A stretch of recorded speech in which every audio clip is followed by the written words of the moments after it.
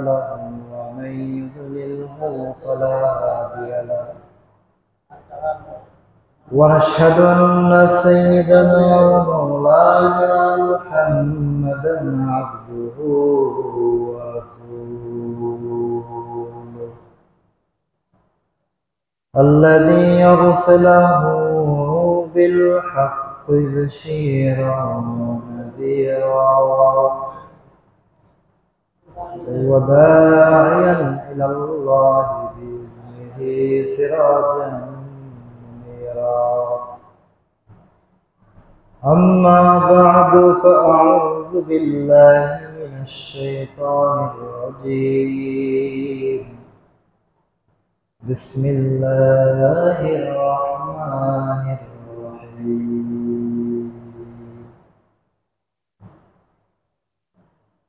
فصل لربك وانحر صدق الله مولانا العظيم وصدق رسوله النبي الكريم وقال تعالى في آية الأخرى لن ينال الله لحومها ولا دماؤها ولكن يناله التقوى منكم صدق الله مولانا العظيم وصدق رسوله النبي الكريم وقال النبي صلى الله عليه وسلم قال أصحاب رسول الله صلى الله عليه وسلم ما هذه الأضحية قال رسول الله صلى الله عليه وسلم هذه سنة أبيكم إبراهيم قال أصحاب رسول الله صلى الله عليه وسلم ما لنا يا رسول الله قال رسول الله كل شعرة حسنة قال أصحابه ما الصوف قال النبي صلى الله عليه وسلم كل شعرة من الصوف حسنة صدق الله مولانا العظيم وصدق رسوله النبي الكريم ونحن على ذلك من الشاهدين والشاكرين والحمد لله رب العالمين الحمد لمن قدر خيرا وقبالا الحمد لمن قدر خيرا وقبالا والشكر لمن صور حسنا وجمالا والشكر لمن صور حسنا وجمالا فرد صمد عن صفة الخلق بريء فرد صمد عن صفة الخلق بريء رب أزلي خلق الخلق كمالا رب أزلي خلق الخلق كمالا الأول والآخر والظاهر حقا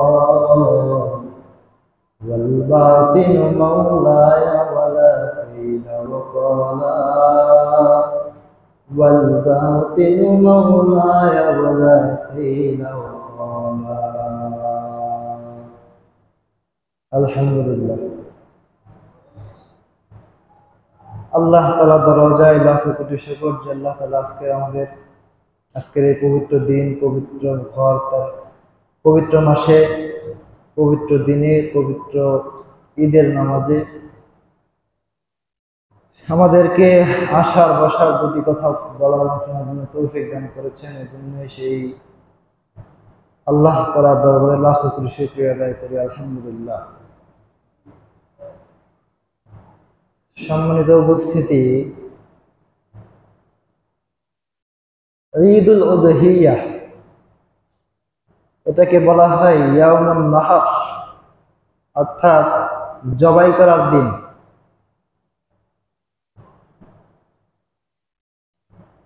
আজকের এই দিনের বিশেষত্ব হচ্ছে মানুষ তার প্রিয় জিনিসকে কুরবানি করবে আল্লাহর রাস্তায়। যেরকম আমাদের পিতা হযরত ইব্রাহিম আলাইহিস সালাম তার সন্তানকে কুরবানি করেছিলেন। হযরত ইব্রাহিম আলাইহিস সালামকে আল্লাহ তাআলা স্বপ্ন দেখাইলেন যে তুমি তোমার সবচাইতে প্রিয় বস্তুটাকে কুরবানি করে দাও। পরের দিন ইব্রাহিম আলাইহিস সালাম আল্লাহর রাস্তায় 100 উট কুরবানি করে দিয়েছেন। কিন্তু ওই দিন রাত্রেও একই স্বপ্ন দেখছেন যে আল্লাহ তাআলা বলতেছেন যে তুমি তোমার সবচাইতে প্রিয় বস্তুটাকে কুরবানি করো। ইব্রাহিম আলাইহিস সালাম তার পরের দিনও আবার 100 উট আল্লাহর রাস্তায় কুরবানি করছে। কিন্তু দ্বিতীয় দিন কুরবানি করার পরেও একই স্বপ্ন আবার আল্লাহ তাআলা দেখাইছেন যে তুমি তোমার সবচাইতে কাছের এবং প্রিয় বস্তুটাকে কুরবানি করো। এরপর ইব্রাহিম আলাইহিস সালাম চিন্তা করছে যে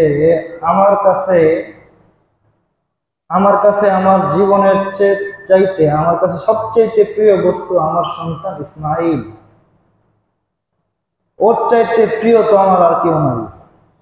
এরপরে সন্তানকে ইব্রাহিম আলাইহিস সালাম যায় বলতেছে যে সন্তান, আমি তো এরকম স্বপ্ন দেখেছি। যখন পিতা তার সন্তানকে এরকম যে বলতেছে যে সন্তান, আমি তো তোমাকে নিয়ে এরকম স্বপ্ন দেখেছি যে আমি তোমাকে কুরবানি করছি, আল্লাহ তাআলা আমাকে আদেশ করেছেন যে তোমার সবচাইতে প্রিয় বস্তুটাকে কুরবানি করো।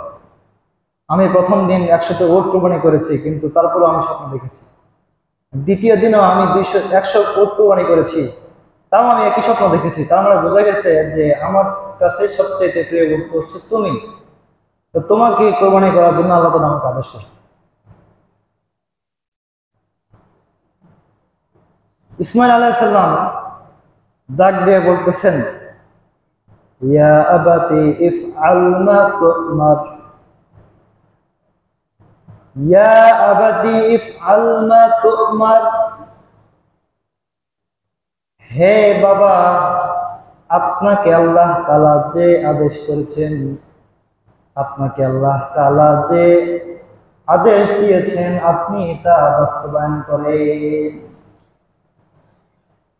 ইব্রাহিম আলাইহিস সালামকে তার সন্তান বলে দিলেন যে আপনাকে যে আদেশ করা হয়েছে আপনি তা বাস্তবায়ন করেন। সাতাজিদুনি ইনশাআল্লাহু মিনাস সাবিরিন। সন্তান তার বাবাকে ডেকে বলে, বাবা আমার, আপনাকে যে আদেশ আল্লাহ তাআলা দিয়েছেন আপনি তা বাস্তবায়ন করেন। সাতাজিদুনি ইনশাআল্লাহু মিনাস সাবিরিন।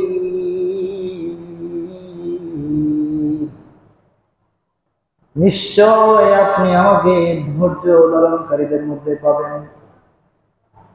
সন্তান তার বাপকে ডেকে বলে, বাবা আপনি আমাকে কুরবানি করেন, আল্লাহ তাআলা না জানিয়ে আবার আপনার আদেশটা উঠায় নিয়ে যায়, তাড়াতাড়ি কুরবানি করেন। হযরত ইব্রাহিম আলাইহিস সালাম তার সন্তানকে নিয়ে, ঘটনা লম্বা আপনারা সবাই জানেন। ইব্রাহিম আলাইহিস সালাম তার সন্তানকে বাড়িতে যায় বলতেছে, ও গো বিবি, সন্তানকে সাজায় দাও, জিয়াফত খাইতে যাব, দাওয়াত খাইতে যাব। ইব্রাহিম আলাইহিস সালামের বিবি সন্তানকে সুন্দর করে সাজায় দিছে, বাবার সাথে দাওয়াত খাইতে যাবে। সন্তানকে নিয়ে রওনা হয়েছে, রাস্তা দিয়া যায়। রাস্তা দিয়া যাওয়ার সময় রাস্তা দিয়া চলতে চলতে এক পর্যায়ে মিনায় চলে গেছে, যে এখানে আজকে হাজিরা কুরবানি করবে। মিনায় চলে যাওয়ার পরে সন্তানকে বাবা ডাক দিয়ে বলতেছে, আমি তো এরকম স্বপ্ন দেখছি যে তোমাকে কুরবানি করতেছি, সন্তান তুমি কি বলো, তোমাকে কি কুরবানি করব? সন্তান বলে, ইয়া আবাতি ইফআল মা তুমার, হে বাবা আপনাকে যা আদেশ করা হয়েছে আপনি তাই করেন। অবশ্যই আপনি আমাকে ধৈর্য ধারণকারীদের মধ্যে পাবেন। এরপরে আপনারা সবাই জানেন কি হয়েছে না হয়েছে। ইব্রাহিম আলাইহিস সালাম ওই যে মিনায় যাওয়ার সময় শয়তান ইসমাইলকে ধোঁকা দিয়েছিল। শয়তান বলেছিল, তুমি কই যাও, তোমার বাবা তো তোমাকে দাওয়াত খাইতে নিয়ে যায় না, তোমার বাবা তোমাকে জবাই করার জন্য নিয়ে যায়। তো সন্তান বলে, বাবা শয়তান তোমাকে ধোঁকা দিচ্ছে। ইব্রাহিম আলাইহিস সালাম বললেন, ঠিক আছে, পাথর নিক্ষেপ করো, শয়তানকে পাথর নিক্ষেপ করো। এই বর্তমানে জামারায় যে পাথর নিক্ষেপ করা হয় হজে যারা গেছে, এই যে ওইখান থেকে পাথর নিক্ষেপ, 3বার পাথর নিক্ষেপ করছে শয়তান থেকে। কে? ইসমাইল আলাইহিস সালাম 3বার শয়তান ধোঁকা দেওয়ার কারণে পাথর নিক্ষেপ করছে। আজও পর্যন্ত কিয়ামত পর্যন্ত হাজিরা ওই যে ওইখানে যায় কি করছে, জামারায় পাথর নিক্ষেপ করে, এই শয়তানকে পাথর নিক্ষেপ করে। এরপরে ইসমাইল আলাইহিস সালামকে কোরবানি করার জন্য শুয়াইছেন, তাকে কোরবানি করার জন্য প্রস্তুতি নিছেন। সন্তান বলতেছে, আপনি আপনার চোখটা বেঁধে নেন, কারণ বাপ পুতের সম্পর্ক, মায়ের সম্পর্ক, মায়া লাগতে পারে, হয়তো আপনি কোরবানি করতে পারবেন না, আপনি চোখটা বেঁধে নেন, আপনি আমাকে কোরবানি করেন। এরপরে আপনারা জানেন যে ইব্রাহিম আলাইহিস সালাম ছুরি চালাইছে কিন্তু গলা কাটে নাই। এরপরে আবার ছুরি ধার করে আবার চালাইছে, গলা কাটে নাই। এরপরে পরীক্ষা করার জন্য পাথরের উপর রাখছে, তো পাথর দ্বিখণ্ডিত হয়ে গেছে। এরপরে যখন আবার ছুরি চালাইছে, এরপর ইব্রাহিম আলাইহিস সালাম বুঝছেন যে এবার ছুরি চলছে, জবাই হয়ে গেছে। তো আল্লাহ তাআলা আসমান থেকে একটা জান্নাতি দুম্বা পাঠাই দিয়েছেন। জিবরাইল আলাইহিস সালামের মাধ্যমে বলছেন যে তাড়াতাড়ি ইসমাইলের জায়গায় এই দুম্বাকে পাঠিয়ে দাও, এই দুম্বা কোরবানি হয়ে যাক। মূলত আল্লাহ তাআলা এই কোরবানির মাধ্যমে বান্দার কাছে ত্যাগ স্বীকার করার জন্য চেয়েছেন, ত্যাগ স্বীকার করতে চেয়েছেন। বান্দার প্রিয় জিনিসটা আল্লাহ তাআলার জন্য কি ত্যাগ করতে পারে কিনা এইটা দেখার জন্য মূলত আল্লাহ তাআলা এই পরীক্ষাটা করেছেন। তো আমাদেরও সেম পরীক্ষা। এর জন্য উচিত হলো আমরা যারা কোরবানি করতেছি, সামর্থ্য থাকার পরে যদি আপনি কোরবানি না করেন, এখন দেখেন আপনি সামর্থ্য আছেন কিনা। আপনার সামর্থ্য থাকার জন্য আপনার নেশাব পরিমাণ সম্পদের মালিক হতে হবে। এখন নেশাব পরিমাণ সম্পদ কি? বর্তমানে আপনার রূপার বাজার হচ্ছে কত? যেটা হবে রূপার বাজার 52.5 ভরি রূপা অথবা 7.5 ভরি স্বর্ণ। এই পরিমাণ সম্পদ, এই পরিমাণ টাকা যদি আপনার কাছে এখন থাকে, আজকে কালকে এবং পরশুদিন আসর পর্যন্ত, এই 3 দিনের মধ্যে যদি আপনি এই টাকার মালিক হন, 52.5 ভরি রূপার সমপরিমাণ, অর্থাৎ 1 লাখ টাকার মতো আসে। বর্তমানে নেশাব হচ্ছে 95,000 সামথিং, ধরেন আপনার 95,000 বা 1 লাখ টাকা আছে। আজকের মধ্যে, কালকের মধ্যে অথবা পরশুদিন সূর্য অস্তের আগ পর্যন্ত যদি আপনি এই 1 লাখ টাকার মালিক হন, তাহলে আপনার উপরে কোরবানি করা ওয়াজিব এই 3 দিনের মধ্যে। এখন শোনেন, যদি আপনার উপরে কোরবানি ওয়াজিব হওয়ার পরেও আপনি কোরবানি না করেন, এই ক্ষেত্রে আপনার জন্য একটা হাদিস আছে, ইবনে মাজাহ শরীফের হাদিস। রাসূলুল্লাহ সাল্লাল্লাহু আলাইহি ওয়াসাল্লাম বলেন, মান ওয়াজাদা সাআহ ওয়া লাম ইউদহি ফালা ইয়াকরাবান্না মুসাল্লানা। যে ব্যক্তির উপরে কোরবানি ওয়াজিব হয়েছে অথচ সে কোরবানি করে নাই, ফালা ইয়াকরাবান্না মুসাল্লানা, সে যেন আমাদের ঈদগাহে না আসে। রাসূলুল্লাহ সাল্লাল্লাহু আলাইহি ওয়াসাল্লাম ধমকি দিয়েছেন, ধমক দিয়ে বলেছেন, যার উপরে কোরবানি ওয়াজিব হয়েছে, যে 1 লাখ টাকার মালিক অথচ সে কোরবানি দেয় নাই, সে যেন আমাদের ঈদগাহের কাছেও না আসে, তার নামাজ পড়ার কোনো দরকার নেই।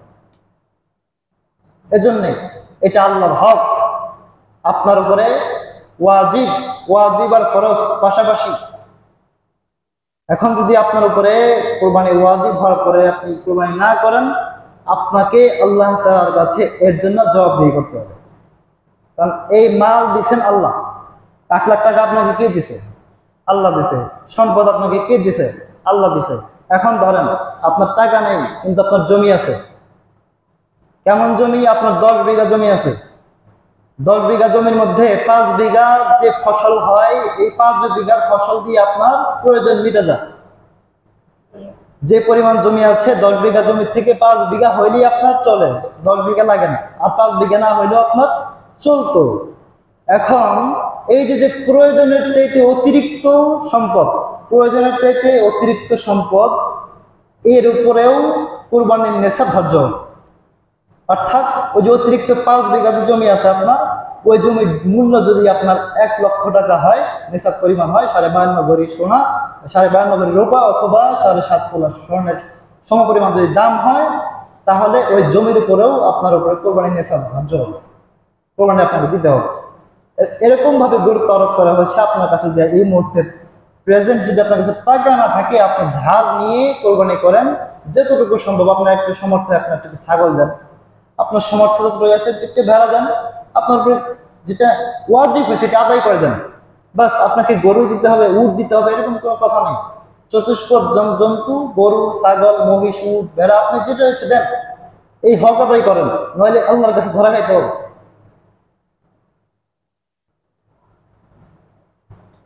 কত বাজে সময়? কত?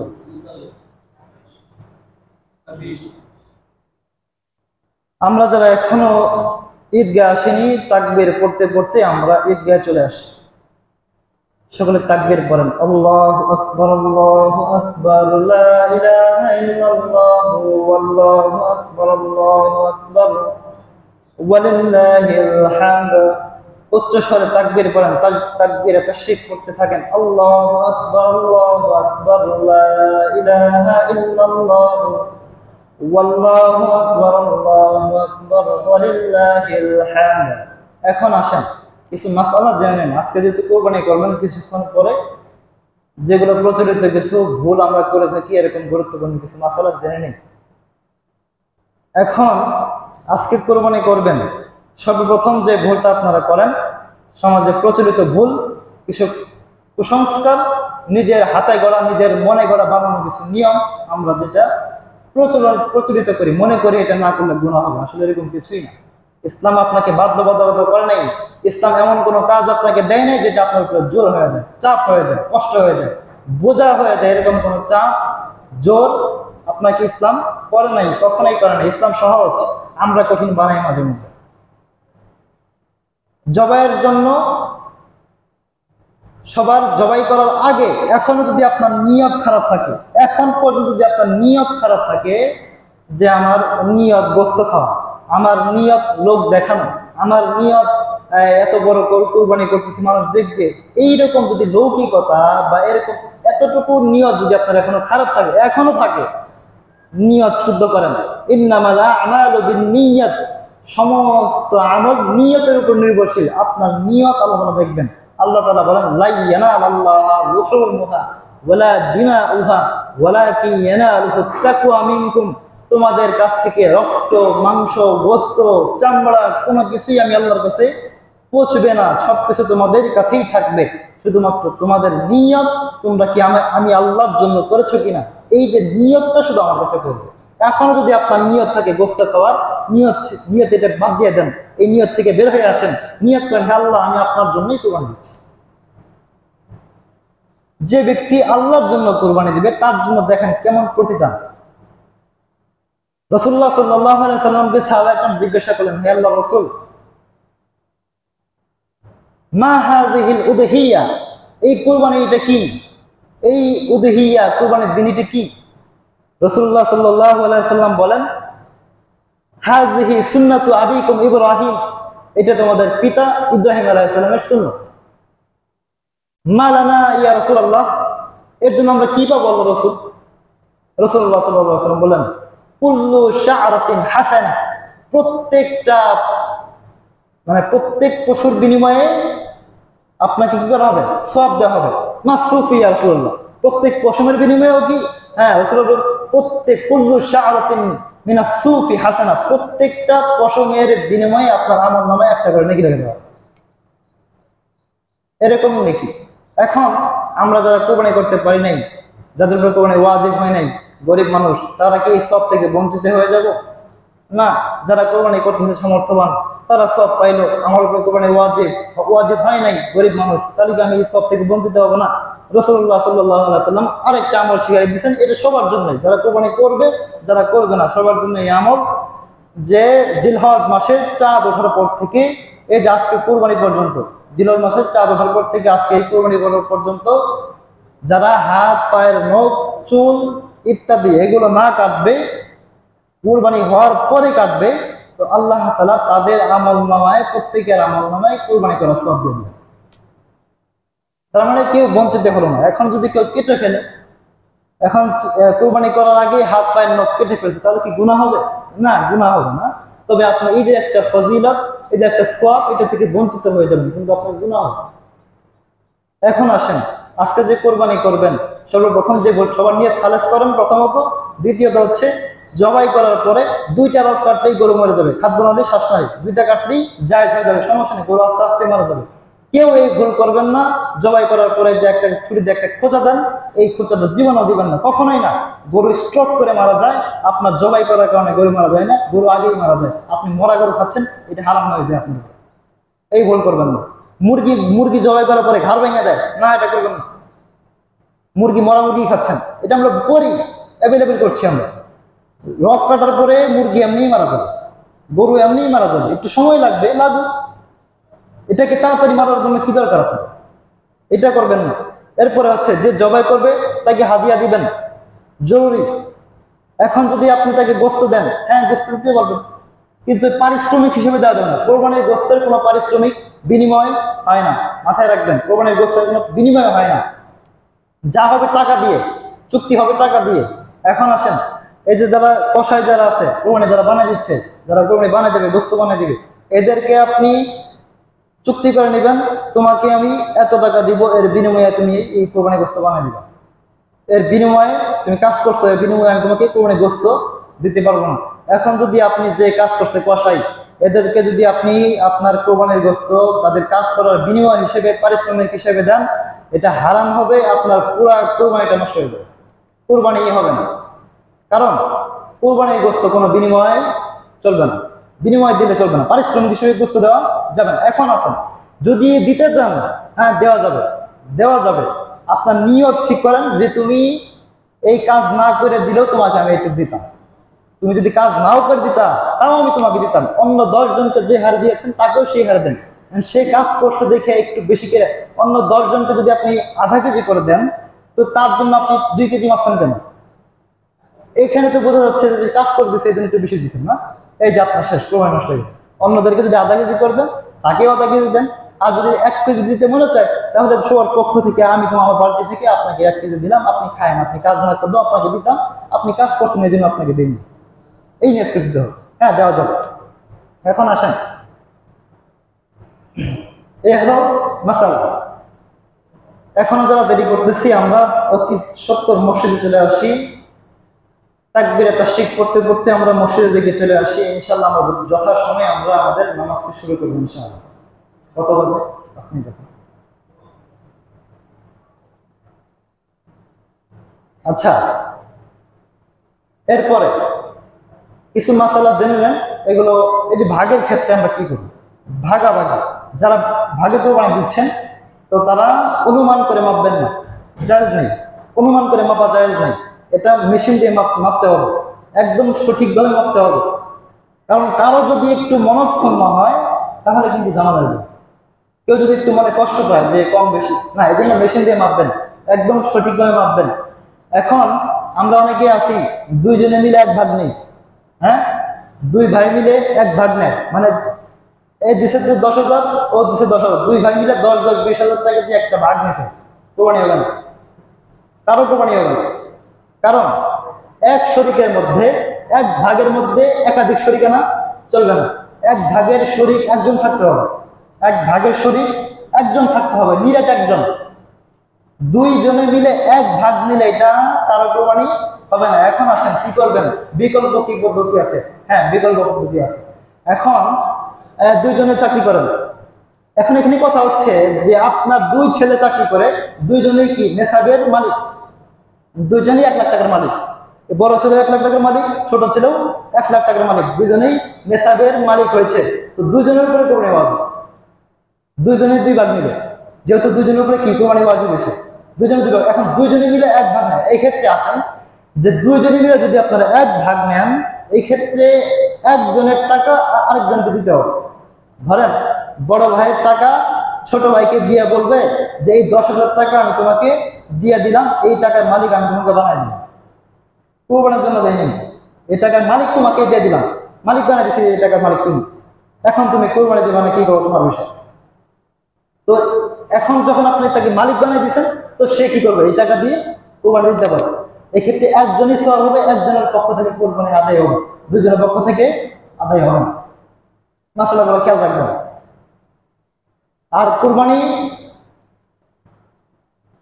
সর্বোচ্চ 7 জন, জোর বিজোর এটা কোনো সংখ্যা না, 1 থেকে 7 জন আপনারা যে কজন দিতে পারবেন, কোনো সমস্যা নেই। সবচেয়ে উত্তম হয় 1 জন দেওয়া, এটা হচ্ছে একটা ঝামেলা থেকে মুক্ত। এখন একজনের টাকা হারাম, একজনের টাকা হারাম। এখন আপনার যদি কোরবানির মধ্যে 7 জন মিলে একটা কোরবানি দিয়েছেন, একজন হারাম টাকা দিয়েছে, তাহলে কি সবার কোরবানি নষ্ট হয়ে যাবে? এখন আসেন, যদি আপনি জানেন যে 7 জনের মধ্যে অমুক ব্যক্তি হারাম ইনকাম করে, অমুক ব্যক্তি হারাম টাকা দিয়েছে, এটা যদি আপনারা সবাই জানেন, তাহলে আপনাদের কারো কোরবানি হবে। জানার পরে যদি আপনি তার টাকা নেন, তাকে ভাগে শরিক করেন, তাহলে কারো কোরবানি হবে না। এখন আসেন, আমরা তো জানি না সে গোপনে টাকা দিছে, কেমনে দিছে, আমরা তো কেউ জানি না, হারাম দিছে না হালাল দিছে, আমরা তাহলে কিভাবে বলবো? হ্যাঁ, এই ক্ষেত্রে যে ব্যক্তি হারাম টাকা দিয়েছে, শুধুমাত্র তার কোরবানিটাই হবে না, বাদ বাকি সবার কোরবানি হয়ে যাবে, জানার পরে হবে না। আমাদের সময় হয়ে গেছে, আমরা যারা এখনো দেরি করতেছি, অতি সত্বর ঈদগাহের দিকে চলে আসি। তাকবীরে তাশরিক করতে করতে আমরা ঈদগাহের দিকে চলে আসি। আল্লাহু আকবার, আল্লাহু আকবার, লা ইলাহা ইল্লাল্লাহু, আল্লাহু আকবার, আল্লাহু আকবার, ওয়া লিল্লাহিল হামদ। তাকবীরে তাশরিক করেন। আল্লাহু আকবার, আল্লাহু আকবার, লা ইলাহা ইল্লাল্লাহু, ওয়াল্লাহু আকবার, আল্লাহু আকবার, ওয়া লিল্লাহিল হামদ। আল্লাহু আকবার, আল্লাহু আকবার, লা ইলাহা ইল্লাল্লাহু, আল্লাহু আকবার, আল্লাহু আকবার, ওয়া লিল্লাহিল হামদ। সম্মানিত উপস্থিতি, আমরা আমাদের আজকের ঈদের দিন মানে কি দোয়া কবুলের দিন। আজকের ঈদের দিন মানে অনেক বড় একটা অফারের দিন, বেশি বেশি দানের হাতকে প্রসারিত করব। জানেন আপনারা এই মসজিদে কোনো কমিটি নাই, এই মসজিদে কোনো সমাজ নাই, আপনারাই মসজিদে আবাদ করতেছেন। আপনাদের কি আবাদ করতে হবে? আল্লাহর ঘর। আল্লাহর ঘর কারোর জন্য নির্ধারিত যে অমুক এলাকার জন্য এই ঘর নির্ধারিত, অমুক বান্দার জন্য এই ঘর নির্ধারিত না, সবার জন্য এই দরজা খোলা, সবার মসজিদ এটা আল্লাহর ঘর, এটা কারোর হক নেই, একমাত্র আল্লাহর হক, এটা আল্লাহর ঘর। আল্লাহর ঘরে আপনারা বেশি বেশি দান করবেন। আজকে একটা দান কবুলের একটা বিশেষ একটা অফার, কারণ আপনার মা নাই, আজকে যদি আপনার মা থাকতো, আপনি তাকে একটা শাড়ি কিনে দিতেন, আপনি তাকে একটা আজকে কি কোরবানি দিতেন, বা যেটাই হোক, ঈদের সময় আসলে মা বাবাকে, বৃদ্ধ মা বাবাকে অনেকে দেয়, যাদের মা বাবা নাই তাদেরকে দিতে পারতেছেন না, হ্যাঁ তারা কবরে শুয়ে আছে, তাদের নাম করে তাদের পক্ষ থেকে দান করেন, বেশি বেশি করে, এই সওয়াবটা তাদের কবরে বসে। ঈদের দিনেও তাকে দেওয়া যাবে। এই যে আপনি নেকি পাঠাচ্ছেন, সে কি এখন কাপড় চায়, সে কি এখন মাংস চায়? আজকে কি সে যার কবরে শুয়ে আছে আজকে মাংস চাইতেছে? আজকে কাপড় চোপড় চাইতেছে? টাকা চাইতেছে না, তার টাকা চায় না, মাংস চায় না, কিচ্ছু চায় না, শুধুমাত্র নেকি চায়। নেকি, এই নেকি কেমনি পাবেন? এই যে দান করতেছেন, তাদের নামে সদকা করতেছেন, সদকার হাতকে বেশি বেশি বাড়াবেন। আমরা আপনার বাজারে গেলে 500 টাকা 1000 টাকা কোনো বিষয় না, 500 টাকা নিয়ে গেলে কিছুই হয় না, অথচ মসজিদে যদি আপনি 100 টাকা দেন, আপনার টনক মরে যায়। হাই হাই, 100 টাকা মসজিদে, হয় না? ছিঁড়া টাকাটা কি করে মসজিদে? আখিরাতে ব্যাংকে জমাইতেছেন, আখিরাতে বাড়ি বানাইতেছেন, এই ছিঁড়া টাকাতে বাড়ি বানাইতেছেন। 5 টাকা দেন, বিড়ি খাইতেছেন 20 টাকা, মসজিদে দেন 5 টাকা। ওই ব্যাংকে জমাইতে হবে না ভাই, ওই ব্যাংকে তো জমাইতে হবে। আর কয়দিন থাকবেন? 20 বছর পরে আপনি নাই, 50 বছর পরে আমার নামও নাই, আপনার নামও নাই। আপনি নামে যে এখানে ছিলেন, আব্দুল জব্বার নামে যে এখানে কেউ ছিল, এইটা মানুষ কি চিনবে? আপনি মারা যান, 40 দিন পরে আপনার বিবি, আপনার মা বাবা, সন্তান আপনাকে ভুলে যাবে। এইটাই নিয়ম। আমাদের সময় হয়ে গেছে, আমরা যারা এখনো দেরি করতেছি, অতি সত্বর মসজিদে ঈদগাহের দিকে চলে আসি। আমরা ইনশাআল্লাহ নামাজে দাঁড়িয়ে যাব। সময় হয়ে গেছে, আমরা ইনশাআল্লাহ নামাজে দাঁড়িয়ে যাব ইনশাআল্লাহ। আপনারা অতি সত্বর ঈদগাহের দিকে চলে আসেন। নামাজ ইনশাআল্লাহ মাঠে পড়বো আমরা, কারণ হচ্ছে, কারণ বলে দেয় শুনুন। মসজিদে ওযর ছাড়া নামাজ পড়া জায়েজ নেই। রাসূলুল্লাহ সাল্লাল্লাহু আলাইহি সাল্লাম তার জীবদ্দশায় মাত্র একবার মসজিদে নামাজ পড়ছে, ঈদের নামাজ, মাত্র একবার। এখন বলবেন এই অনেকে যে মসজিদে পড়ে, ঢাকা শহরে মসজিদে পড়তেছে, হ্যাঁ তাদের মাঠ নেই, তারা কি করবে? মাঠ থাকা অবস্থায় মসজিদে নামাজ পড়া জায়েজ নাই, খোলা ময়দানে নামাজ পড়া উত্তম। রাসূলুল্লাহ সাল্লাল্লাহু আলাইহি সাল্লাম এটা করেছেন। যারা মসজিদে নামাজ পড়তেছেন, এই যারা মসজিদে নামাজ পড়তেছে মাঠ থাকা সত্ত্বেও এটা সুন্নতের পুরোপুরি খেলাফ, সুন্নতের খেলাফ কাজ করছে। আমরা ইনশাআল্লাহ মাঠে চলে যাই, ইনশাআল্লাহ মাঠে যাই, কাতারবদ্ধ হয়ে যাই, আমরা মাঠে নামাজ পড়বো ইনশাআল্লাহ।